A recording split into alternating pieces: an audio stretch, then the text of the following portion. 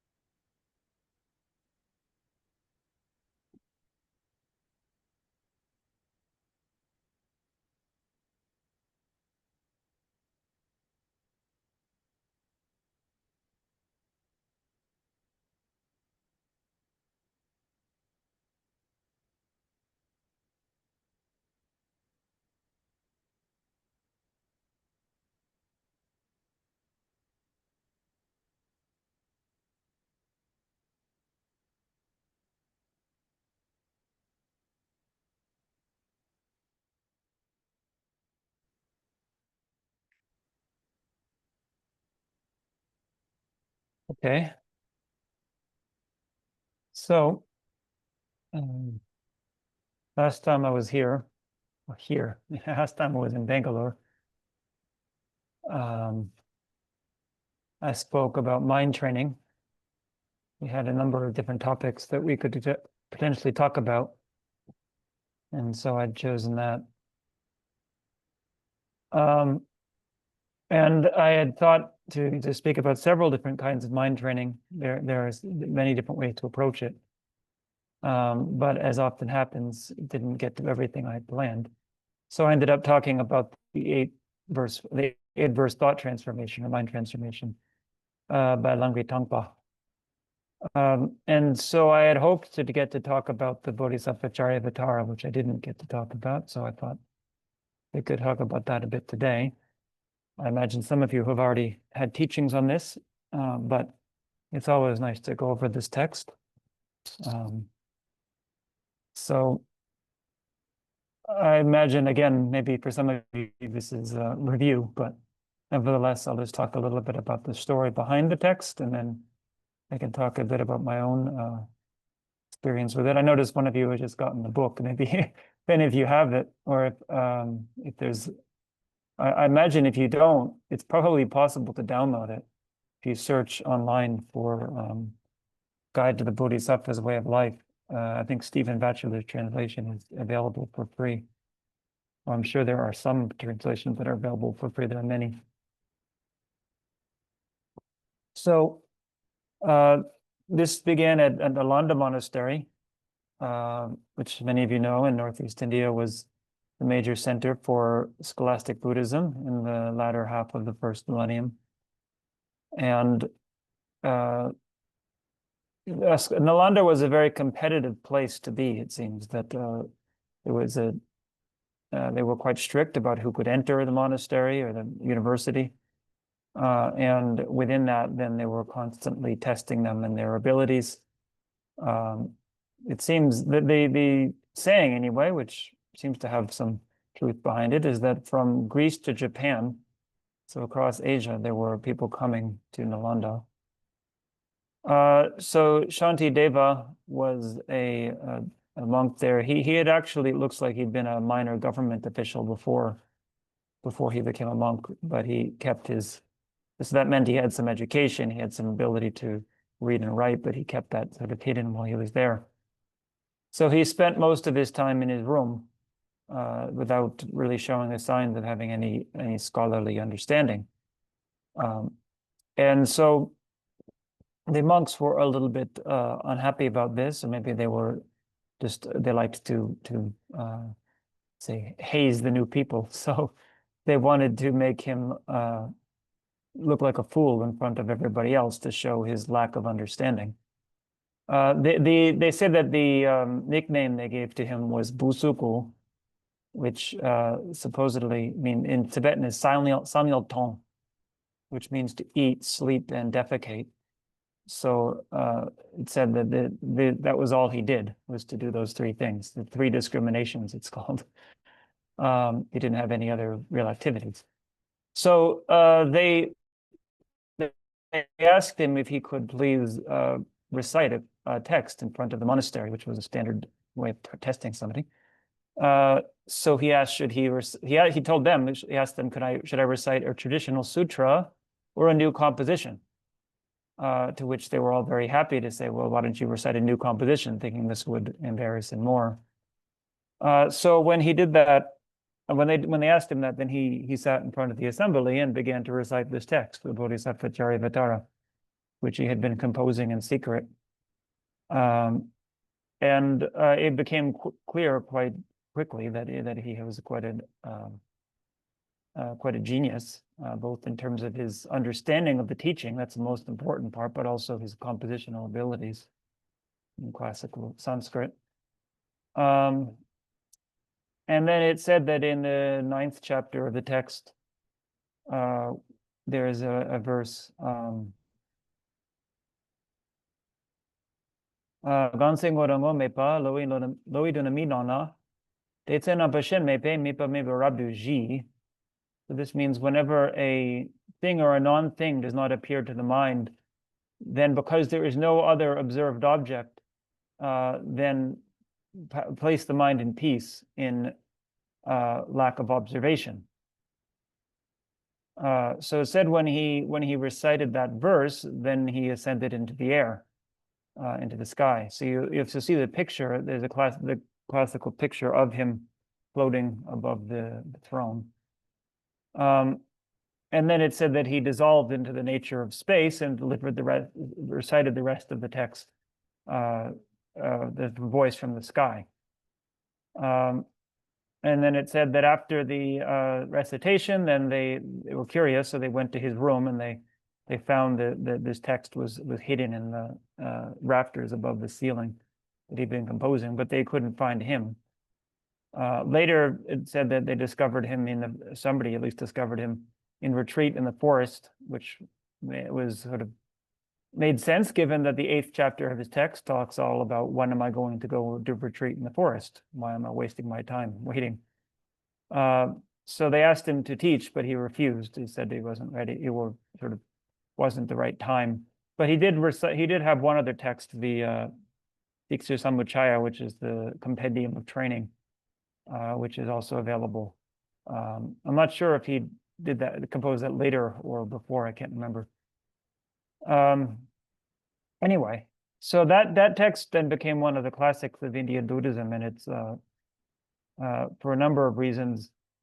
In terms of the Mahayana teachings, we have within Mahayana, we talk about the vast and the profound. So the vast is talking about the practices that we do, and then like sort of the bodhicitta and the 6 perfections and so forth, and then the profound is talking about emptiness. And then we have within the Mahayana, at least one way to look at it is we have the 2nd turning of the wheel and the 3rd turning of the wheel, different teachings of the Buddha. The 2nd turning of the wheel is the Perfection of Wisdom Sutras. And in terms of the profound understanding of that, in terms of emptiness, then it's mainly through the 6 treatises of Nagarjuna. But then for the practical side, the best teaching is understood to be this Bodhisattva Charyavatara.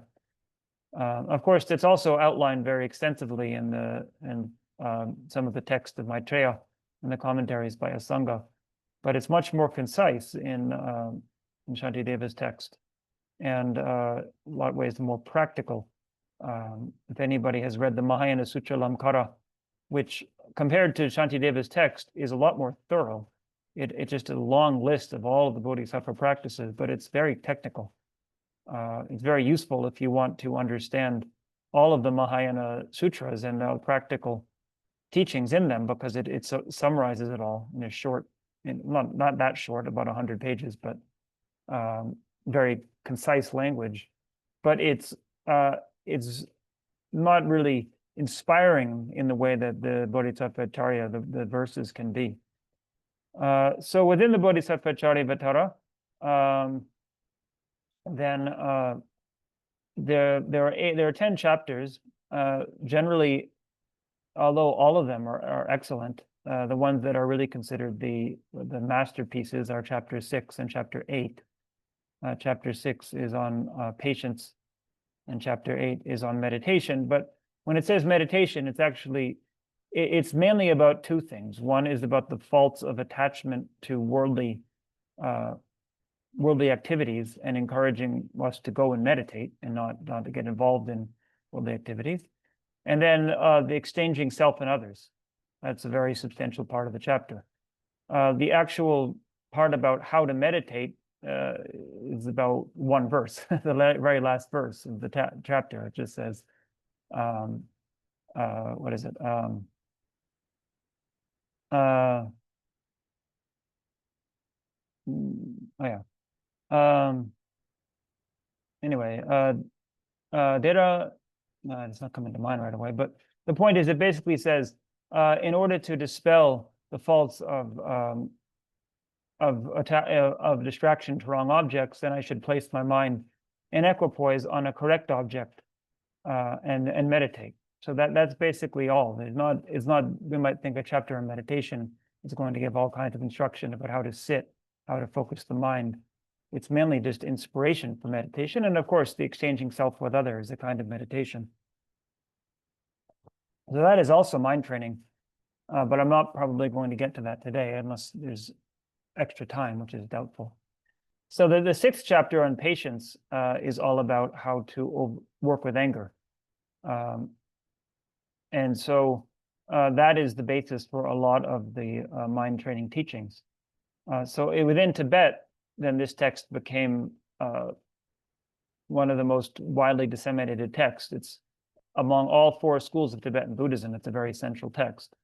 It has always been throughout Tibetan history and at least Buddhist history in Tibet. And all of the different schools have commentaries on it, which in terms of most of the parts of it is not that different. The wisdom chapter will have some difference because they have different understandings of emptiness. Among the Kadampa masters who predated the Gelug masters, were kind of their predecessors, then this was one of the 5 texts that they encouraged people to use as part of their practice. And then within Gelug, of course, it became very central. And the main commentary within Gelug is by Gyaltsab, who is Tsongkhapa's student. But as pretty much with all of Gyaltsab's texts, it's Tsongkhapa's teaching. It means that Gyaltsab took notes at an oral teaching by Tsongkhapa, and then later put it into a very organized language in a book. But it's all based on Tsongkhapa's teaching on the text. So in our monastery, it's not something we actually studied directly. I've often thought maybe it would be useful that we did. We don't have a lot of extra time anyway, but it's something almost everybody reads, and a lot of monks memorize the text. And it's something that all of them are trying to practice and are quite familiar with. So personally, I was going to say a little bit about my experience with this when I was starting to get involved in Tibetan Buddhism. When I was so I first became involved with Tibetan Buddhism, I would say when I was 18, 19, but then when I was 20 is when I discovered this text. I remember going to the bookstore in Boston and looking at a big shelf of Buddhist text, and then this one just happened to stand out, so I took that. And then I was very impressed by that. I think I kept the book with me on my person pretty much for an entire year. So whenever I had a little bit of free time, I would just start reading the book again.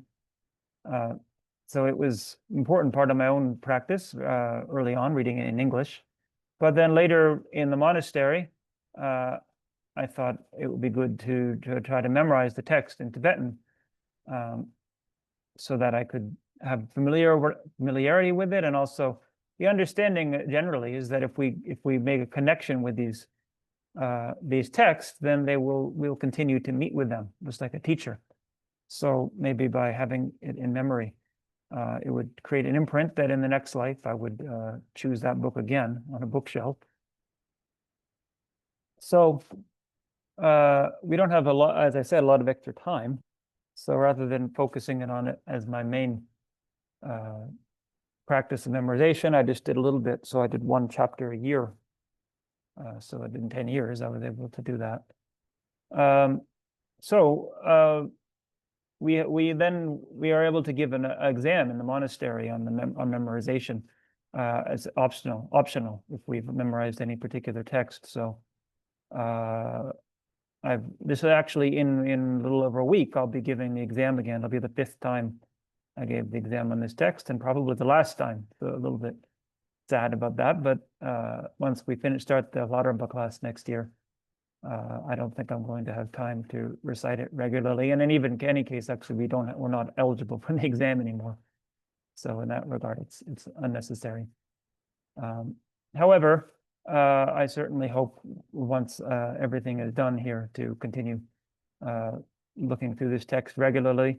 Maybe if I'm lucky, I'll be able to recite it again in the future. I'd heard a story of Geshe Gendon Lodro, who was one of the teachers of Jeffrey Hopkins.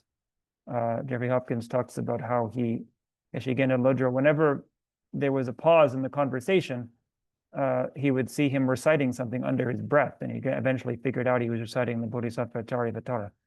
So he spent most of his life just reciting it over and over again when he had free time. So it's something we can all aspire to become familiar with this. But of course, more than the words is be able to practice it, right? So it's useful to have the words in memory, because that way, if something comes up then that is relevant then the words naturally are there. You don't have to. One of the problems with mind training is sometimes if we forget to train our minds in the right context. But nevertheless, it's not 100% guaranteed that just because somebody knows the word that they're going to practice it properly. Among my classmates, we have about 80 people now, I think. So I think 15 have memorized the text. And certainly some of them I think are really serious. So there's some overlap. As I said, the fact that they took the time to memorize it is unusual, but just in as much as it's not something that we're tested on, that it counts towards our grade or has to do with our regular study or what we're debating. But it shows that they were just interested for their own practice. So this sixth chapter on patience, as I said, it's mostly about how to deal with anger. So sometimes, you might think when we're angry, how do we manage that? There are all different kinds of methods that are presented, anger management and so forth. So some of the methods, like in Western psychology, I don't know if this is so much in vogue these days, but there was certainly a period, I think, in the 1970s when they encouraged people to punch a pillow, things like that. So we have to look at, is that actually effective? What is effective? So another, maybe more, so at least to some extent, more effective method, it would be just to come back to the breath. Even before Buddhism was extant in America, that was something that people understood. Probably something people understood in most cultures. I've heard there's a saying of one of the founding fathers of my country, Thomas Jefferson. He said, "If one is angry, then count 10 breaths. If very angry, then count 100." So that is a good method, as it says in Buddhist literature, that if the mind is very disturbed by afflictions, then you first have to bring it to a neutral state before you can apply an antidote. Otherwise, it's like fighting fire with fire, I guess we could say. It doesn't say that in the text, but the point is, the mind is too disturbed that it will just reject. It's like if you try to tell somebody who's angry, calm down, or even not so much calm down, but maybe even, this person has helped you so much. Why don't you see that? Well, actually, so the first one, calm down, will be the best way to start before we start to use reasoning. The person has to be in a bit more of a receptive state. So we have to also apply that with our own minds. But then beyond that, what can we do about it? So here, the understanding is we have to be quite adamant and forceful with using counter reasoning, because the reason we're angry, it really, most of all, is based on what we call in Tibetan suminichiki namdok. It means inappropriate mental engagement. I think namdok in Sanskrit is going to be vikalpa. Sumin, I'm not sure. But it means essentially that the mind is creating an interpretation of a situation that is not in accordance with the way things are. We're doing that all of the time. So if somebody says something to us that we don't like, we start interpreting it in a particular way. This person is out to get me. This person, every time I try to do something nice, this person just finds a fault in it, and so on and so forth, all kinds of reasons. That are oftentimes just blatantly wrong, but even if they're not wrong, they often exaggerate the situation. They make it worse than it is. And then not only that, but they reinforce it again and again. So there might be good and bad aspects of what the person is doing. We just focus again and again on the bad aspects and then build it up in the mind.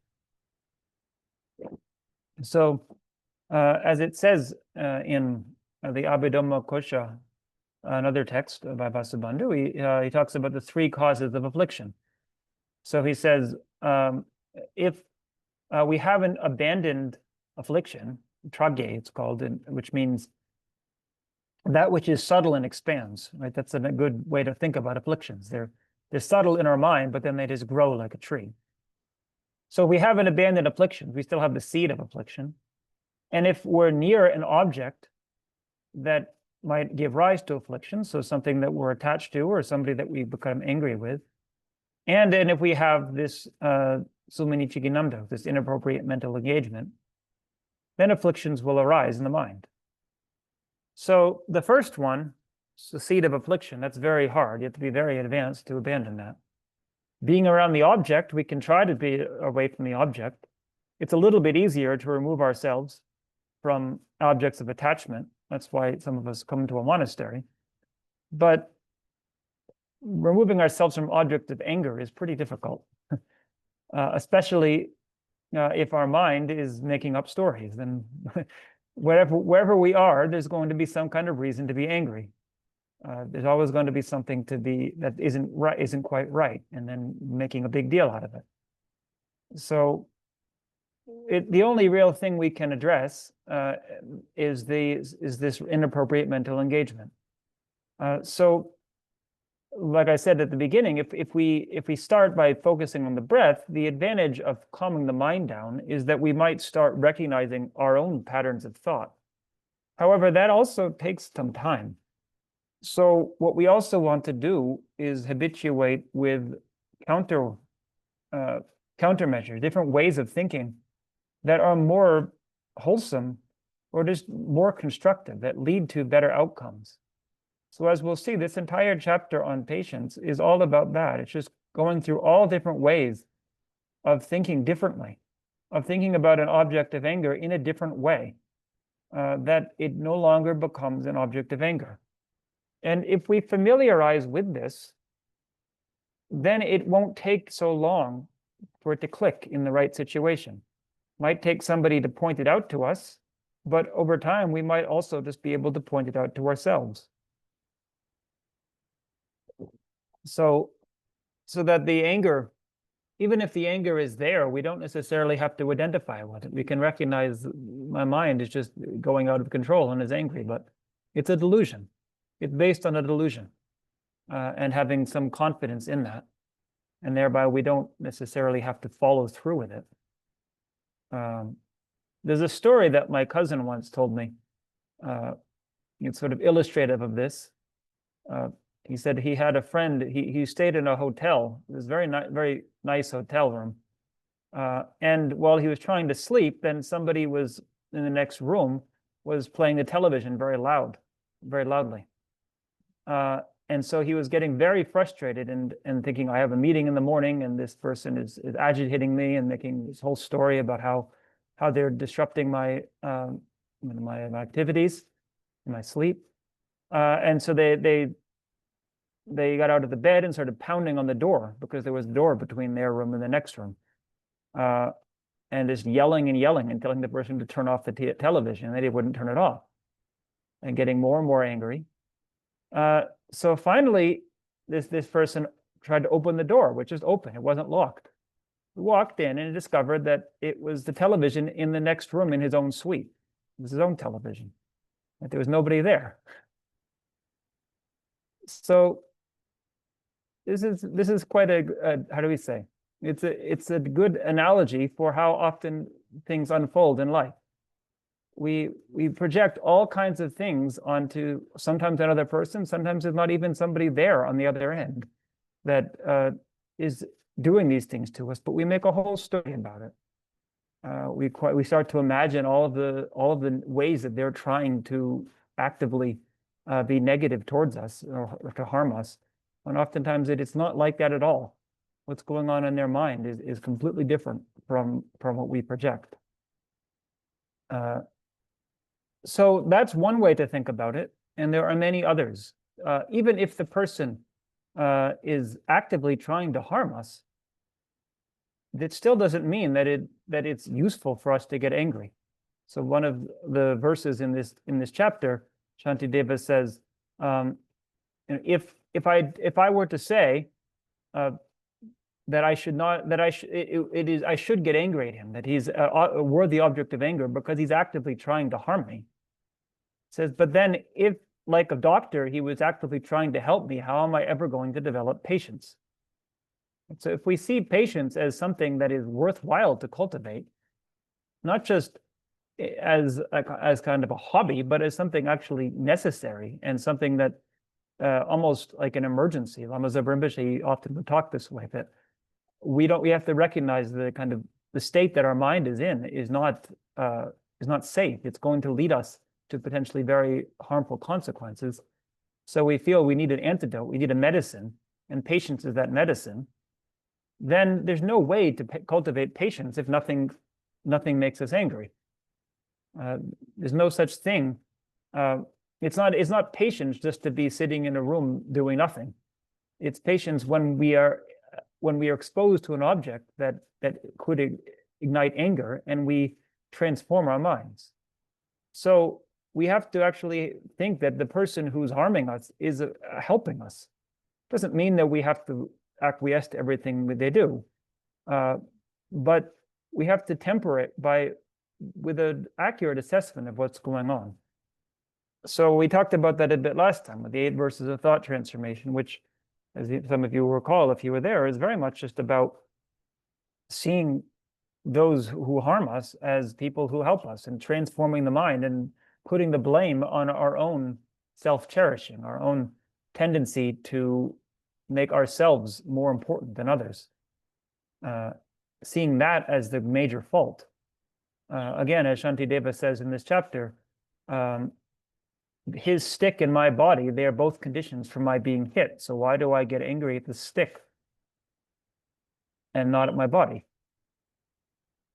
The point is that there are many conditions that come together for anger to arise, and we play a large part in that. And all of these conditions come about through impersonal causes.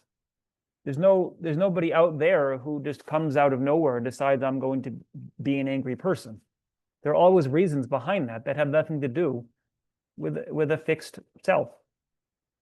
And so we fixate on one of those conditions as the cause, as the problem, but there are many, and why don't we focus on the ones that we can control, which are within ourselves? We are just putting ourselves in the world, always sort of vulnerable to becoming angry.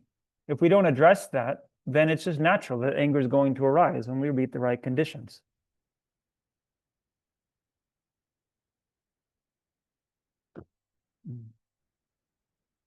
So I think I'll just go through the text a bit. Venerable. Yeah, hello. Yeah, hi. Is it okay to ask a question? Of course, yeah, please.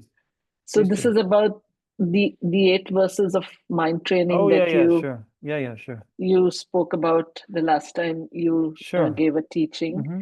and I just want to say I've learned it by heart.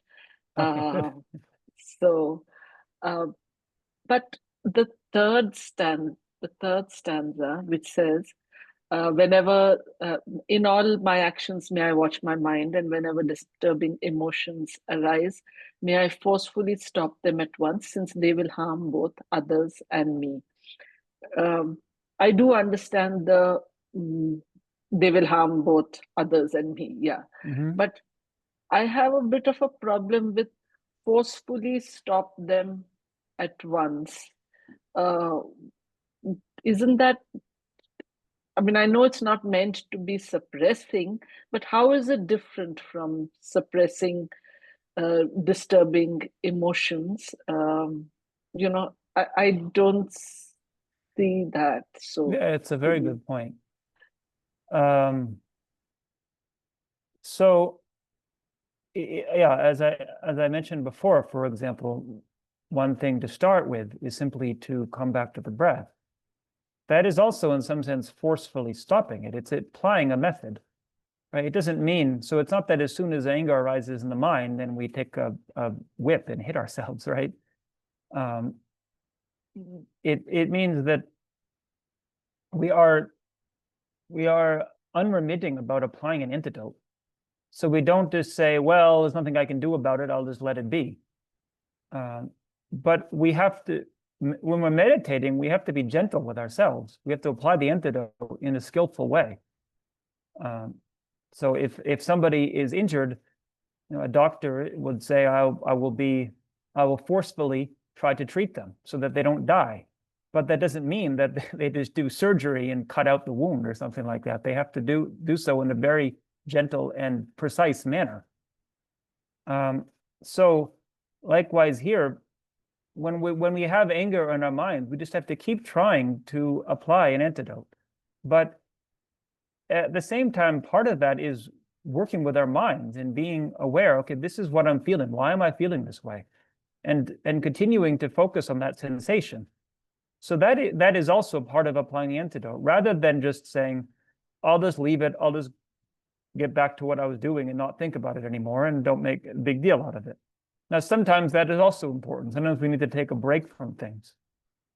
But then to just say, I'll just wait till it happens again and I'll deal with it when it happens again. We have to say, well, no, I'm going to be proactive about it and keep trying, keep familiarizing with these methods and don't just be complacent in the sense of we could have contentment with things externally. We could say, I can't change the situation. There's no reason for me to forcefully go out and try to do something about it. But and to say that I can't, this is just the way I am. I can't change it. So, for example, somebody who gets angry again and again, and then is questioned about it and says, "Well, it's just my nature, just how I was raised, or just how we do things in my country, or whatever reason," and make it sound like there's nothing I can do about it. That is a case of not being forceful, of just being. And in this context, it's a case of being lazy. That the person just is not wanting to take the effort to transform themselves. Okay. Okay. Yes. Venerable, can I just, an addition yeah. to it? Sorry, Madhvi, you wanted to ask something more? No, I'm done. Thank you. Okay. No, just as a continuation of Madhvi's, so one of the teachings I attended, in which it is very difficult to watch as the emotion, the energy of any emotion, anger arise. It's an abstract thing to watch, but his teaching kept saying that when the energy comes, it manifests in the body. In, like you Yes. correctly said, as sensations. Mhm. So suppose an anger is arising and I can feel some palpitations or something like that. So now I can watch the anger without suppressing, without reacting. Mhm. And so that's the practice of then, watching these sensations with equanimity. And Mhm. then because of anicca, impermanence, this too shall pass. So now we have skillfully handled the anger without reacting, without suppressing. So, just coming back to the body is one of the teaching I attended. So is that a skillful way also to kind of Yeah, respond to anger? absolutely. Okay. And that's similar to what I talked about with the breath, right? It's a matter of bringing the mind back to a neutral state. But also, I would think that if somebody is doing that, there's already kind of an implicit understanding that this is coming from me. Right? So sometimes somebody would say, well, would maybe think to themselves, well, I shouldn't come back to my breath and my body because I need to react because this person is actively harming me. So we also have to have that understanding that this is my problem to deal with. Right? It's something that it's upset in my own mind, and not to blame the external circumstance. But then, sort of as to the last question, it's that then what do we do with it? We have to be gentle with ourselves and say, what's going on in my mind? Why am I feeling this way? Not just trying to beat on ourselves and say, I shouldn't feel this way. This emotion is bad, something like that. So I think I said this last time in the talk. There's something about the Bodhisattva path that you have to be both courageous and sensitive at the same time. Bodhisattva is not somebody who's just tough and does like sort of every situation they just keep a thick skin. They're not bothered by it because they're able to tolerate it. They're able to work with it. But it doesn't mean that they just are shut off situations and act like a macho, right? There has to be sensitivity that leads them that way they can be empathic with other people, right? If we just shut out our sensitivity, then it's very hard to generate genuine compassion. Otherwise, it just is sort of it can be a kind of I'm great and you're down there and I'll give you a hand, that kind of pity for somebody, but rather than actually identifying with people and being part of their suffering. So when we talk about affliction which arise out of inappropriate attention, we are also saying that the root cause is the self-grasping ignorance, right? That's the root cause, which then leads to inappropriate attention, and then the afflictions, then the contaminated karmas. So so the Yes. root cause we're talking is, seeing all phenomena, including self, as objectively real, right? So that's the root cause, right? Is that the right way to say? Because that leads to inappropriate attention. We have exaggerated positives and negatives about a phenomena or self. Essentially, yeah. Yeah. And even the grasping at an inherent self is considered a kind of inappropriate attention. It's just different divisions of it. But generally speaking, it's a harder one to address, right? So it's not something that we, if we're very advanced, like the very clear example of that in Nagarjuna in the wisdom, right? It's Leranimon sepetar, Leranimon namdogle, derak chole, tropani tompani gigapar gyur. So the exhaustion of karma and afflictions is liberation. Karma and afflictions come from inappropriate mental engagement. He doesn't use that exact word, but that's the point. And then that inappropriate mental engagement comes from proliferation, which means grasping at inherent existence. And then that proliferation is ceased through emptiness. Or as His Holiness says, it can also be understood as ceased in emptiness. Either way is possible in the Sanskrit, apparently, not in the Tibetan. So the point is, if you have that deep of an understanding of emptiness, that will cut out the root of it. But that's why these chapters are in order here, right? That they're progressively more difficult. As Shantideva himself says, the 6 perfections are progressively more difficult to practice. So if we need to learn to practice patience before we can, before we can even begin, but at least before we can have a very deep understanding of the wisdom side of things. Otherwise, it will be too hard for our minds. It's like trying to access something very, very subtle when there's a very coarse affliction in the mind. It's just the mind will be able to access that. Thank you, Andrew. Yeah. So, I guess I'll just go through a little bit of the chapter, whatever amount we can get through today. So see, I have it here in Tibetan, but whatever version you have, hopefully the verses numbers should line up. But if they don't, and you get lost, you let me know. So it begins with saying that the merit that is gained from 1,000 aeons of the offering to sentient beings or offering to the Buddhas, all of that in one moment of anger can be destroyed. Right. So this is what they call in Tibetan samjor. It means like a connecting passage. It's why is this chapter composed? How is it relevant to the rest of the text? So the first, well, really the first 3 chapters we're talking about bodhicitta itself and why we generate it and generating it. And then the 4th and the 5th chapter, we're talking about some of the practices that we do. But then here it's saying that all of those practices that have come previously, which are mainly about generosity and ethical discipline, they can be destroyed by anger.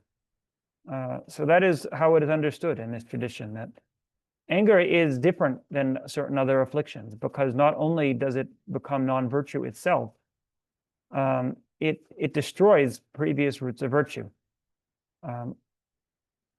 So it means that if we spend our entire life practicing virtue, but then we get angry about it, we think, so for example, at the time of death, if somebody thinks back on all the virtue they've done and think it's just all a waste and I tried to help people, but all they did was repay my kindness with scorn, and this was a waste of my energy, then the merit of that is lost.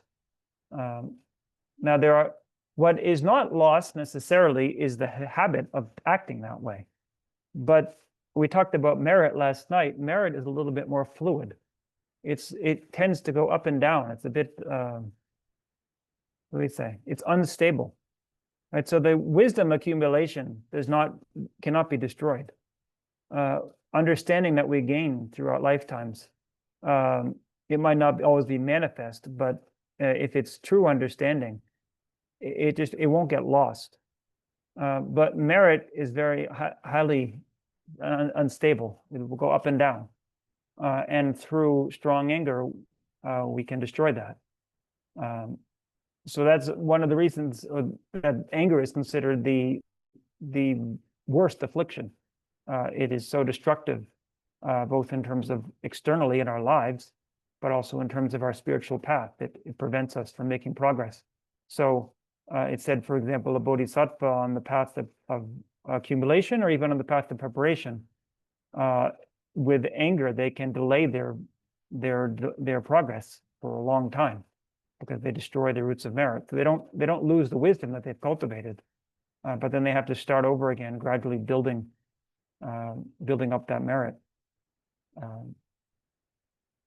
So it might seem a bit extreme, but Geshe Nanda gave a very good example of this. He said when he was teaching in the prison in Bangalore, he mentioned one of the prisoners, or maybe more than one of them, had said to him, I was doing very well in life, but then I just got angry one day and then did something, and now here I am. So that happens, right? People, one moment, often it's just 10 minutes, and then the rest of your life is spent in jail, or your reputation is ruined, you lose your family, all kinds of things, because you can't control your anger for a very short period of time. So even if that's so much in this ordinary worldly experience, how much more so when we're trying to practice the spiritual path, which is a very delicate process, gradually building or really gradually growing something. It's like growing a sprout. It's very delicate, very vulnerable. Venerable. Yes. Yeah, go ahead. Your example of someone who's done a lot to help others, and at the time of death feels my life. But the good that he has done, those imprints he has made those imprints, right? The actions have left imprints. So how do you say that it all disappears by a moment of anger? Well, as I said, not every aspect of it disappears. There are many imprints that are made. Right. So we have among causes, there's the cause, what we call it, the cause for a ripening result. And then there's a cause for continuous habituation, right? And then there's a cause for kind of byproducts of those. So the one that's really getting harmed here is the one that's going to give a ripened result. So they still have the habitual tendency to act that way, which is going to be positive. And it's not necessarily the case that all of it is going to be wiped out, but it really depends on the degree of the anger. It depends on what they did. But the point is that the ripened result that would otherwise ripen doesn't ripen that way. The example that's given is like burning a seed, because it's a potential in the mind, and then it's like it's extinguishing that potential, the potential so for whatever ripened result it was going to give. But in the long run, it's going to have some beneficial effect. It'll take a lot longer. That's the main thing, and it will be not as strong as it otherwise would have been. Okay. Yeah.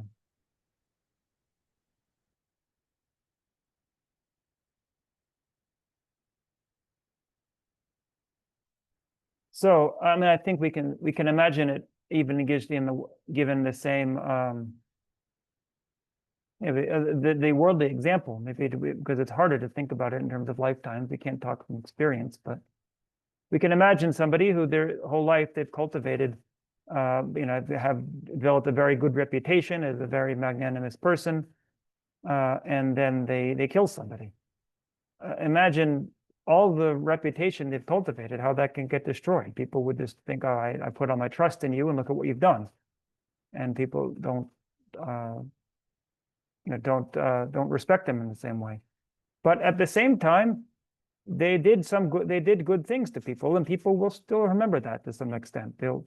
They might think, okay, after a few years, and they get over the initial shock of finding out what they do, and they come and say to them, look, I really do still appreciate what you did for me. Now they're in jail, so there's not a lot that it's going to bring them right now, right? That's kind of it's blocking the ripening that would happen, right? They were going to get some great award for all their generous service to society, and they're no longer getting that award. But there's still some benefit from it, and the connections they made with people, there's something's going to happen. It's just making a very big obstacle to it ripening in a positive way.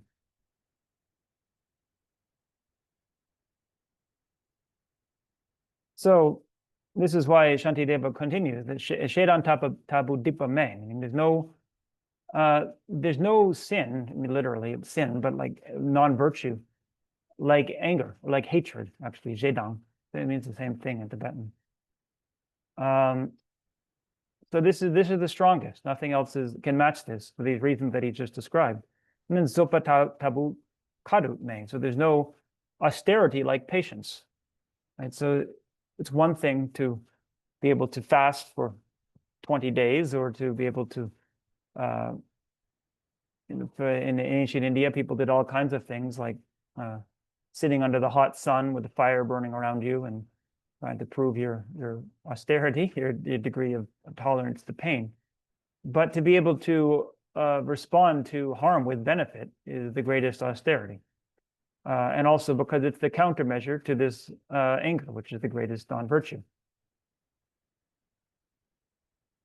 It's also important to think about how it shows here that among the 6 perfections, then generosity is first, patience is third, meaning it's a more advanced practice. This can be helpful for all those of us who, for example, especially for monks or nuns, but also if we're just not in a position to be able to practice great material generosity. You might think, well, what am I doing? I feel like I'm not contributing to society because I don't give great amounts of money to charity or something like that. If someone has money and can do that, of course, that's an excellent thing to do. But if somebody just practices patience, that's considered even greater virtue.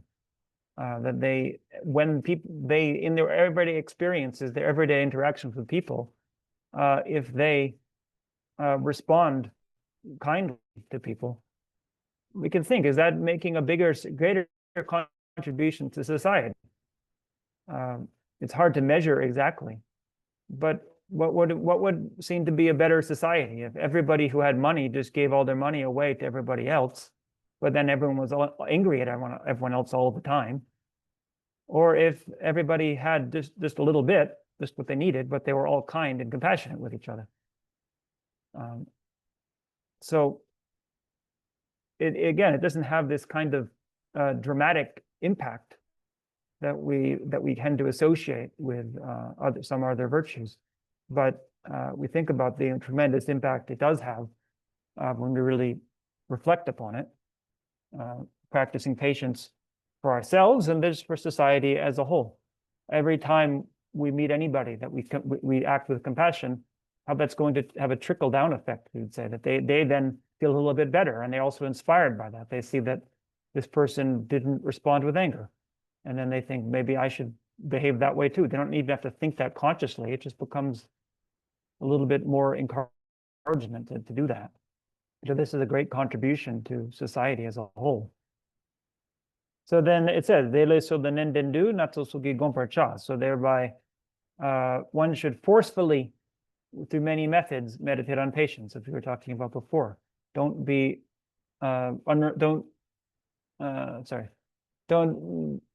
lazy in this practice, or just don't do it in a partial way. Really put a lot of effort into this. continue to familiarize with these methods. So I'm not going to be able to read every verse. So I think I'm going to skip through a bit to some of the ones that I think really stand out. And here he talks about the beginning, about the different the disadvantages of anger, the ways that it is harmful to us. So that's what the first few verses after this are about. It talks about how you don't have mental peace, you can't sleep. That if people, we think that if somebody spends their entire life serving somebody else, and then accumulating all this, so this regarding one person and being a great benefactor to them, but if they act them with anger, that person that they're benefiting could actually want to turn around and kill them, right? That people, the amount of harm that it brings to those around us, that it then makes them unhappy with us. He talks about here, we spend all our time trying to gather a circle of friends through generosity, but it's not stable if we're always angry, right? The best way to win friends is to be a kind person. It's not to buy them through our material generosity.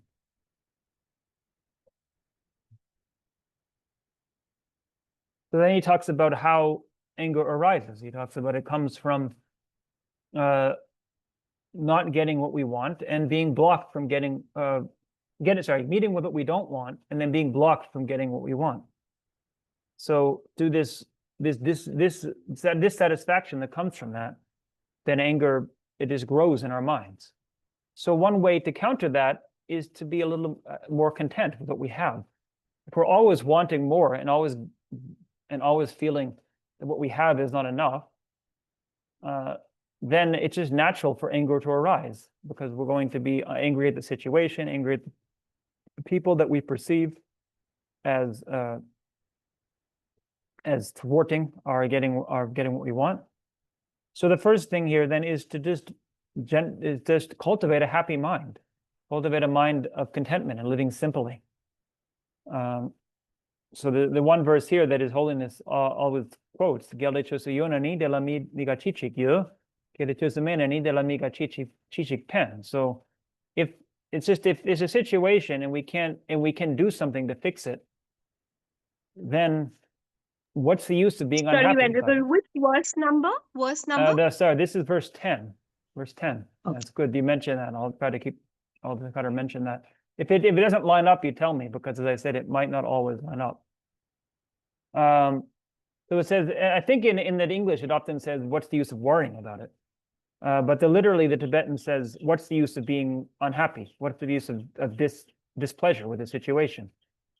What we can think about it as worrying, it makes sense, right? That we just ruminate about the situation. But if we can do something about it, what's the point of worrying? Do something about it.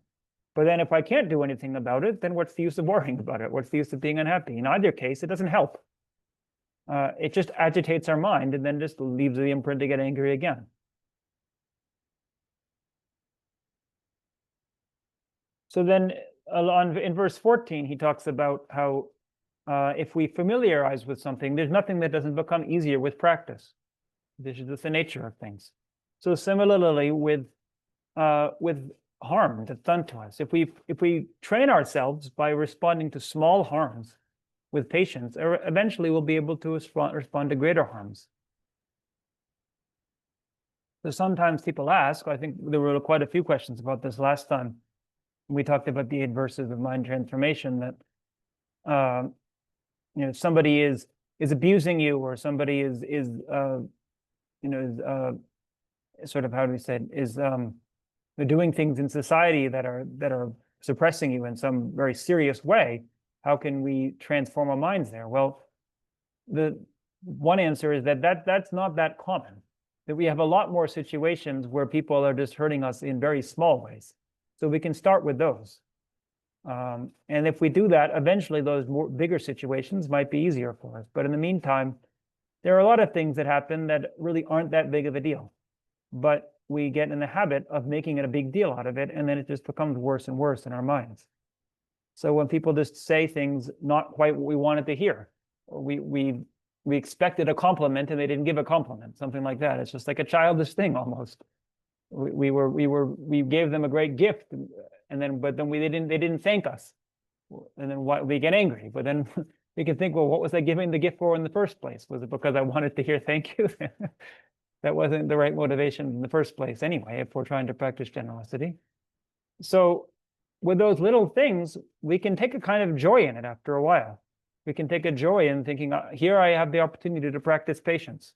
It's really not that big of a deal. I'll just let it go and not worry about it in all kinds of situations. So if we're in a position where we have less power, for example, if somebody else is our boss, if somebody else is our superior, then they don't treat us properly or exactly how we want, we have different ways of cultivating, of thinking differently about that. But then if we're in the position of being superior, being the boss ourselves, and the people working under us don't do the work exactly like we wanted to do, like we wanted them to do it, then also we have the opportunity. So there's all different ways that can work. But in any case, it's this mind of discontentment. And also that has to work with ourselves, right? Sometimes we have to be patient with ourselves and be content with what we can do, right? Not think we can notice how our minds do this, that we do something well, but then we think, but I didn't do it perfectly, and then just get discouraged about it rather than focusing on what we actually did do well. So then he goes on to talk a bit about the different harms in the world. There's all kinds of things that will harm us. There's snakes and rashes and heat and cold, all kinds of things in the world. So those are just inevitable, right? There's no way we're going to live without any kind of physical discomfort. But if we get unhappy about it and reject it with our minds, then it just makes it worse. It doesn't help.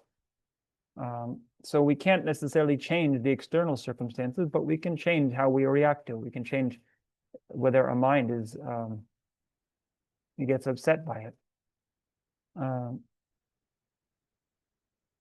So he talks a bit about the virtues of then practicing courage, that we have to think we're trying to be a courageous practitioner, right? A bodhisattva practitioner.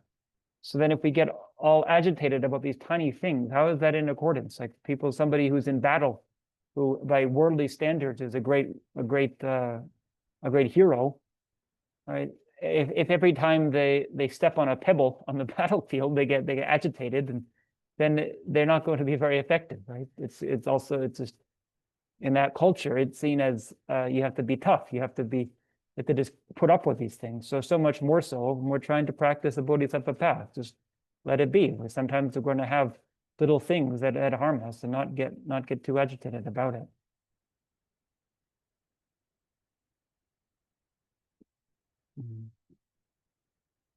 So then he says, but then using this example, so this is verse 20. So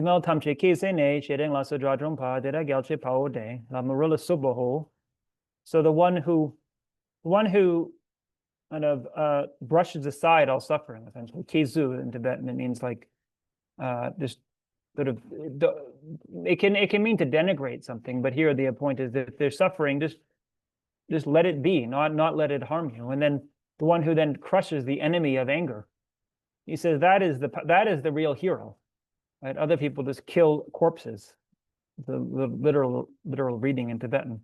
The point is that people who are fighting in battle, who are by worldly standards are great heroes, what are they really doing? They're just stabbing something. There's nothing really that heroic about it, just putting a sword in somebody else. But people who actually overcome their own anger, that is the real courage. It's something that's a lot harder to work with. And so Lama Zopa Rinpoche would always talk about this, that this is the real hero in the world, the person who practices Dharma in this way.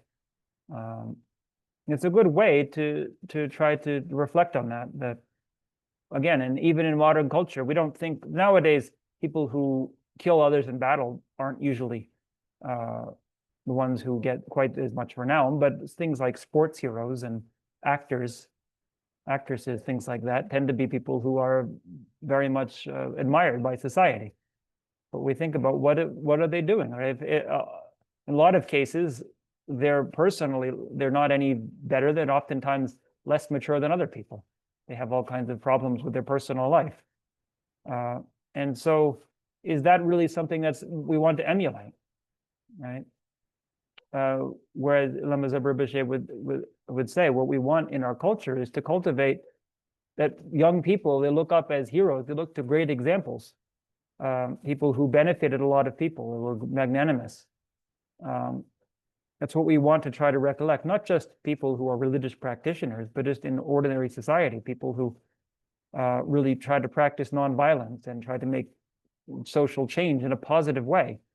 Right? That it would be great if they were to get more recognition and be seen as the hero of the society, rather than people who just become sports stars or anything else that doesn't really contribute in the long run. So then now he goes on to think about the benefits of harm, right? So another way to think about it, rather than just tolerating it, actually thinking that this is actually helpful for me. So that when things agitate us, yes, some part of our mind is agitated, but we can also think, I'm actually fortunate to be having this experience. So this is verse 21. He says, so he gives three benefits of it. One is that through discouragement, or kyoa in Tibetan, which means sadness, but you think through the disappointment, then it diminishes my haughtiness, my arrogance. We tend to have an arrogant picture of ourselves, and maybe not arrogant always just in the sense of I'm better than other people, but even just an incorrect assessment of situations. We tend to think about things in better terms than they are, and not recognize that the nature of suffering of things. So when we experience it, it brings down that false sense of security that we have and brings us closer to reality. So that can be very beneficial to work with disappointment.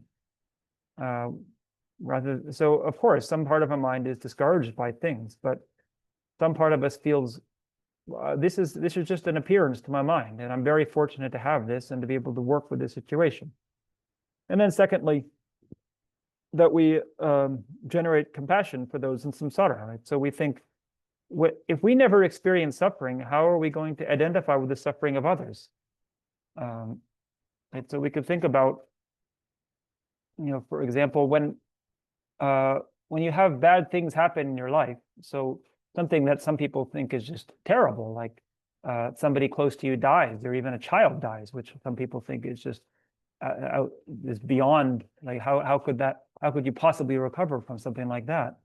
But you can think, well, how many people in history has this happened to, and how many people is this happening to today? Right?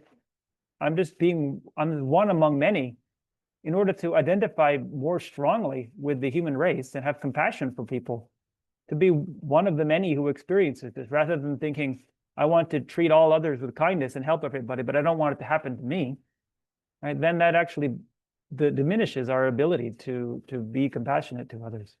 It's not easy to practice that way, but it sometimes is the only choice. We can't change what happens externally most of the time.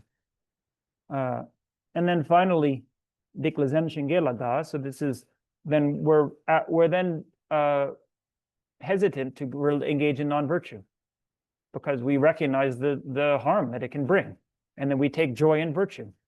So this is all part of gaining a more realistic perspective of things. When suffering befalls us, we can use that situation to generate a clearer picture of the way things actually are.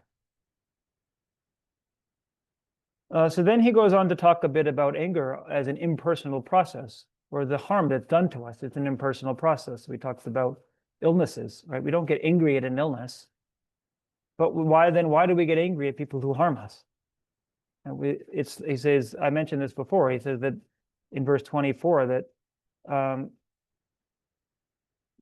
that somebody just doesn't just think, I'm going to be angry. it just happens through the causes and conditions that are rooted in past events and past progression over a long period of time. And anger itself doesn't think I'm going to arise. It's not like anger is an enemy that that has been chasing after us since beginningless time, trying to harm us. It comes about through impersonal processes, like anything else, like illnesses, like other kinds of events in our lives. So if we solidify these things and make them more than they are, it only increases our tendency to react to it, and it doesn't actually help the situation at all.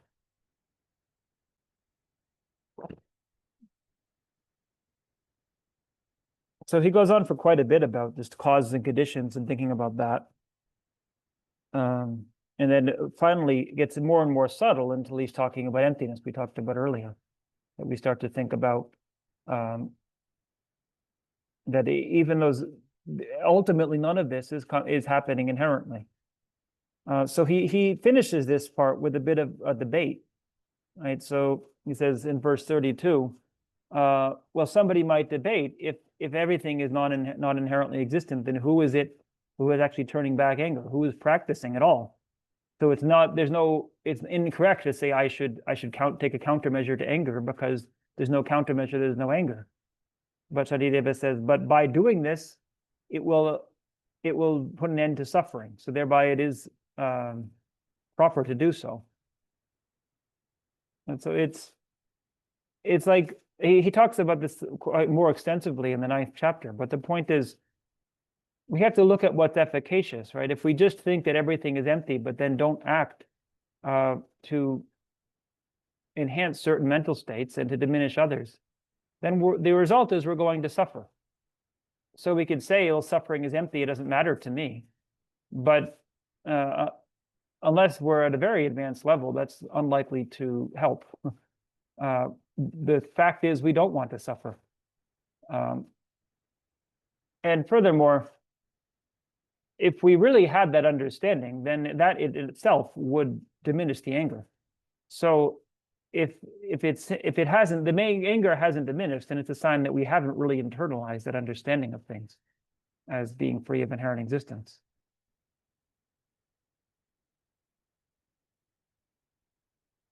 So he ends this by saying, thereby, if I see somebody behaving in an inappropriate way, a friend or an enemy, I should just think such are his or her conditions and be at ease. Right? So this is one of the key takeaway points here, that when somebody is acting in a particular way, we have to think there's reasons for this, whether I know them or not. It's not that they just from a young age cultivated this sense over and over again of wanting to harm people. It's much more likely that they had a lot of experiences themselves that made their own life difficult. So we have to, even if we don't know what they are, we can just take that as an assumption, as an underlying assumption, and thereby it would likely to have compassion for them rather than responding with anger.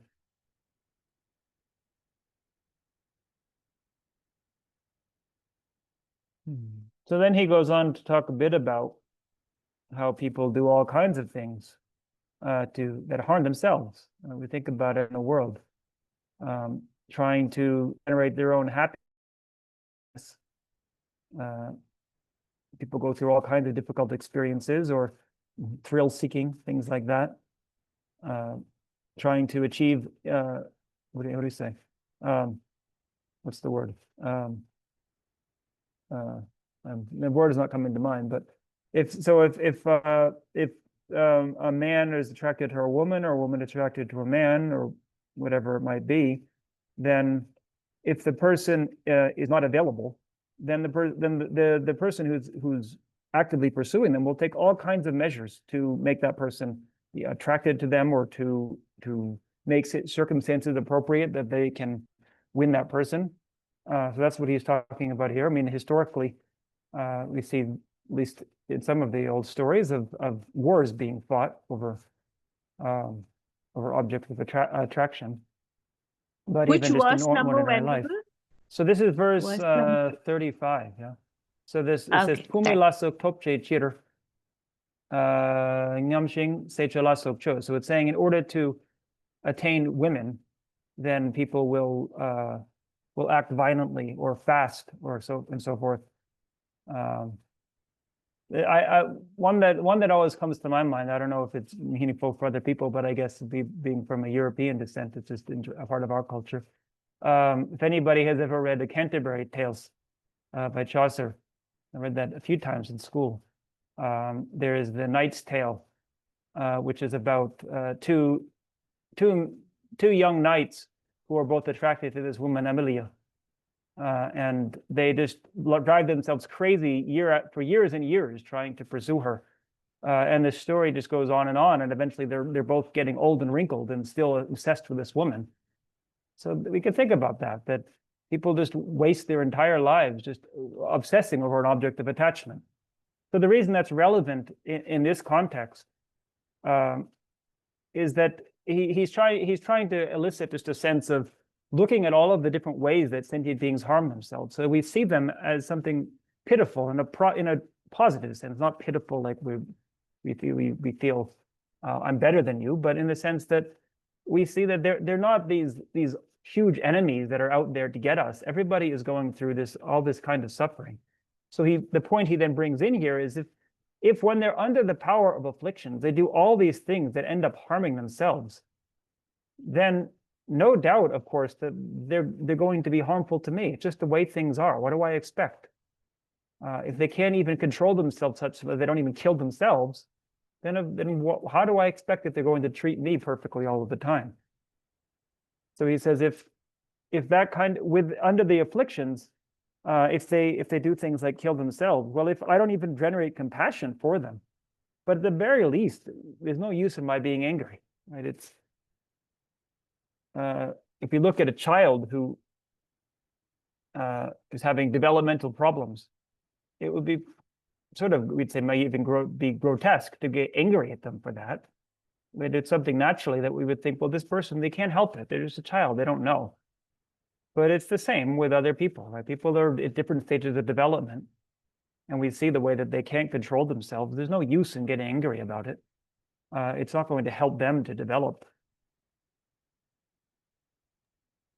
Venerable, could I ask a question? Yeah, please. So from a personal point of view, Yes. while I'm working with my anger, which of course, but I should also then work with, because all my anger comes because of my attachment does not get what it wants. So I should be also simultaneously working on the mind that is constantly seeking and grasping and wanting and coming up short. So that those should go together, right?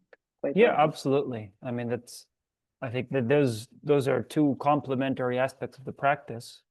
And as we saw some of the earlier verses, he talked about anger comes from not getting what I want, and so thereby I should live simply and not want a lot of things. So he's focusing on this chapter mainly on the anger aspect of things. So here and there he does talk about attachment, and but as you say, both of those need to be done. And actually, among the two, the attachment is harder to get rid of, but the anger is more immediate of a problem. Right, again, so that's in the 8th chapter, which is a little later, he talks more about attachment. But the traditional analogies or metaphors that are given, so anger is said to be like fire. It's very explosive, and it immediately incinerates. In this sense, incinerates our virtue that we've accumulated. But you can put out fire with water. You just throw water on it, and it can be extinguished. Whereas the analogy for attachment is like if you put a stick of butter on a piece of paper. You can take the butter away, but getting the oil out of the paper or the cloth is extremely difficult. It's not as manifestly harmful attachment, but it's much more subtle, much harder to extricate. So like I sometimes say, with anger, these methods here, right? If we use them properly, it's similar to that analogy I gave of the person in the hotel room. When we realize that it's our own television that we have turned on, there's no possibility of getting angry anymore. We immediately, the anger is gone, because it's just recognized as a complete delusion. There's nothing to get angry at. But attachment is not that easy, right? So if we're very attracted to somebody, even if we recognize that it is completely ridiculous, it has no benefit for me, that this relationship is only going to harm me, and I'll just go through the same cycle again and again, it often doesn't work. The attachment doesn't get any less. Now, if we really practice well, gradually it can, but it's not easy. It's like this, they say, the oil in the cloth. It's just very hard to extricate it.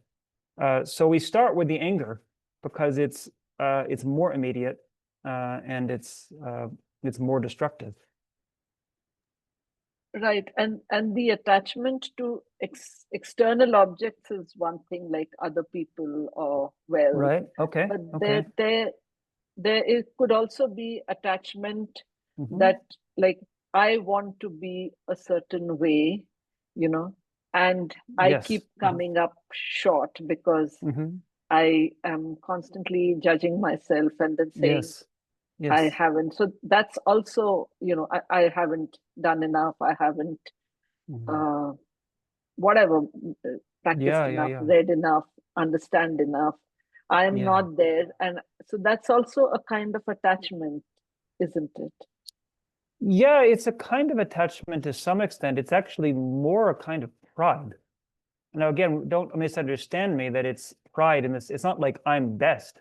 That's not necessarily. There are 7 kinds of pride that are listed, right? And so one of them is denigrating oneself. But the point is that it's an exaggerated picture of myself. It's an inaccurate assessment of my current state. And so it's certainly rooted in attachment. It's tied in with attachment. But a lot of it has to do, with just constantly creating a picture of ourselves that is static, rather than seeing the process that's going on inside. So yes, you're right. Of course, there has to be antidotes applied to that too. So antidote, again, it doesn't necessarily mean you don't just think, well, I shouldn't think this way and I want to get rid of that thought. The point is, well, to some extent, we do need that. To some extent, just like with anger, we need to cultivate an opposite way of thinking. We need to be forceful with ourselves and say, look, this is the delusion. It's not the way things really are. There was a response I once saw that His Holiness the Dalai Lama gave to somebody who asked a question in a public talk, something like, how can I deal with this feeling of this being inadequate and unable to accomplish anything? And His Holiness said, look, that thought, it's a delusion. You are lying to yourself. That is incorrect. Because that's not the nature of who we are, right? We all have various limitations within every lifetime. But that's not the nature of who we really are. And often we exaggerate those limitations themselves and we focus too much on them. If a situation occurs, sometimes we'll blame ourselves when similar to this situation we're talking about with anger, right? So we get angry at somebody even though there's many different factors. In the same way, the fact that we failed at something, it's not necessarily just a reflection on us. There are so many different factors that go into it. So we have to consistently train in trying to see things differently and not fixating on those thoughts. But at the same time, I think you were alluding to, it's good to look at those thoughts in meditation. Think, where is this coming from? How does it feel? And this is coming back to this talk about meditation on the body, that we think we can, not rather than conceptualizing about it so much, try to experience it. And then gradually, whatever is driving it underneath might start to manifest itself, because that is more important ultimately, right? No matter how much conceptually, the conceptual work will help us to not act on it, not to enhance it, but there's a kind of an energy underneath there that needs to be addressed. And so we have to put practical time in. We have to take time to meditate or to do practices that will allow that to change. It's not going to change easily, but as you say, that is itself a part of the practice. So there's not, we say there's anger, there's attachment, there's pride, there's all different kinds of afflictions, and there are ways to work with all of them. Yes, thank you. Okay.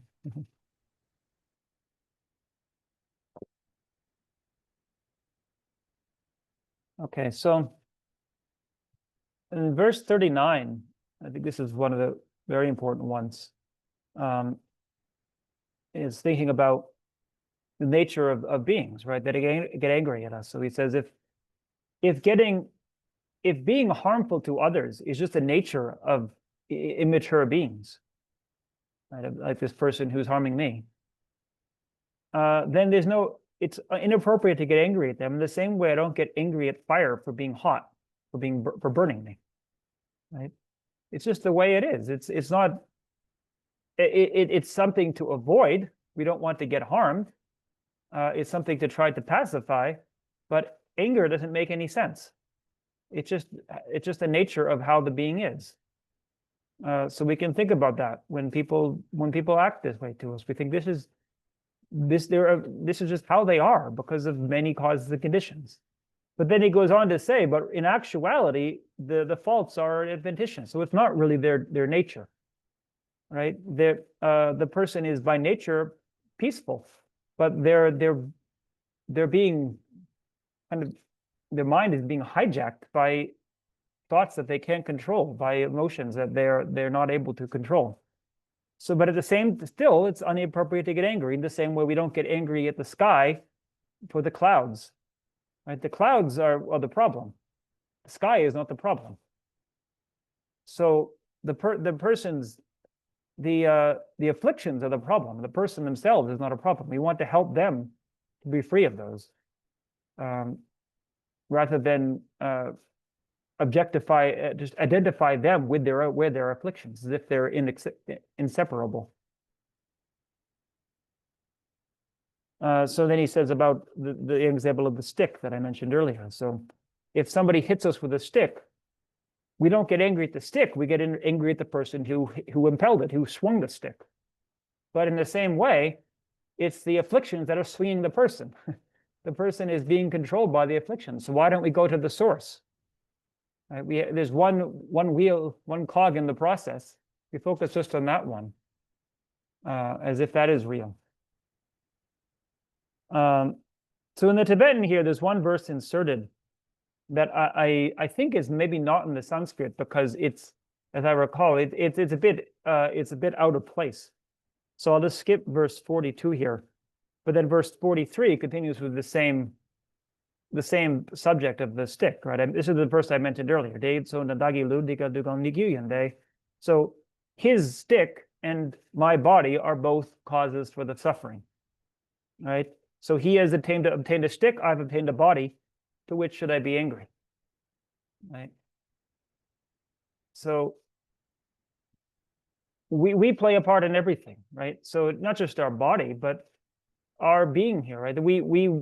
Things that we do inspire people to get angry at us sometimes. Not necessarily that we're to blame, but we play some part in it. And so we tend to then blame the other person when we can think, what can I do? What did I contribute to this situation? I think I said this in the talk of the mind training before on the 8 verses. Even if it's the case that we only contributed 10% and they contributed 90%, it's likely more skillful that we just focus on that 10% that we contributed and think about how, have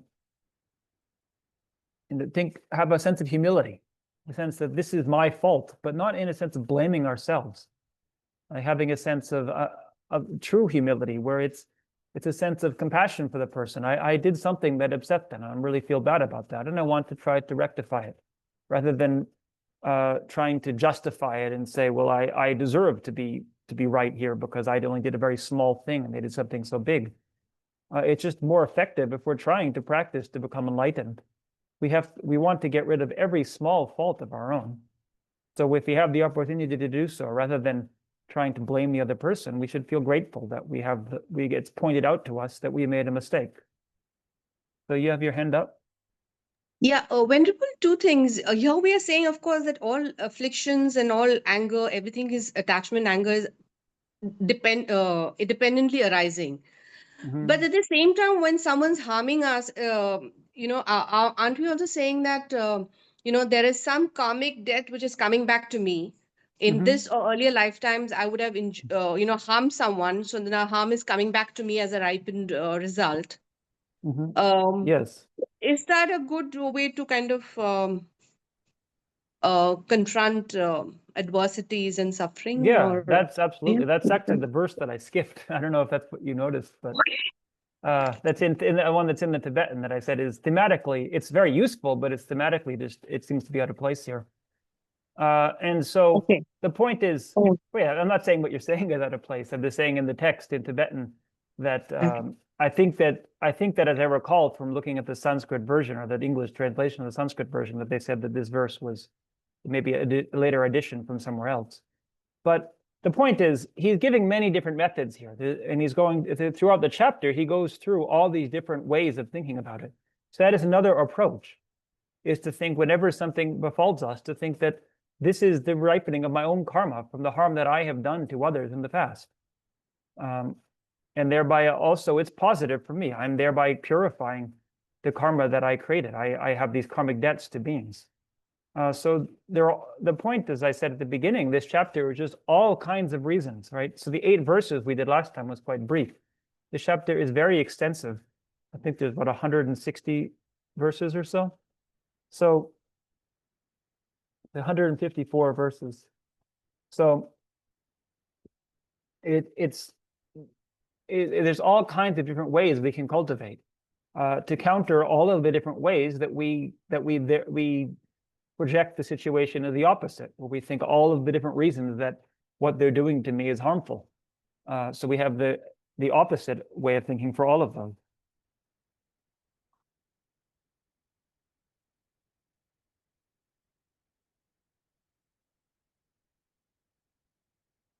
So he goes on to continue talking about his body, but it's an interesting train of thought. He says, "Shua mi sutrawa." So shua, I have in English is they say is boil, right? Like when you have a boil on your skin. So this body that is like a boil, that is like we could say like a wound, I think is maybe a little bit easier. So it's something that hurts the touch. It's painful to touch. So I have obtained this body through blindness of craving. We just our own karmic drive that forces us to take a body due to our habituation with craving. So it's why should I get angry at others? Right? So the point is, if we're just walking around like an open wound, then it's just natural that things are going to make things be painful for us. So until we transform our minds and become enlightened, that's just going to happen. We have this potential to experience suffering all of the time. So focusing so much on individual situations, as if I just change this one situation, everything will be better. We have to look more deeply at what's really going on. As long as we remain in samsara, this is just bound to happen. Unless we work to transform our mind and purify our mind, but this potential is no longer there.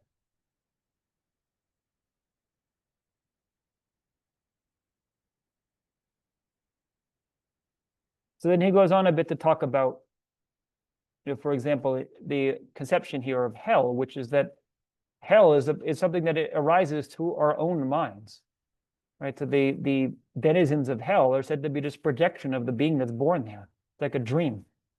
So in the same way, the people that we encounter in our life, they are arising due to our karma. We play a part in this.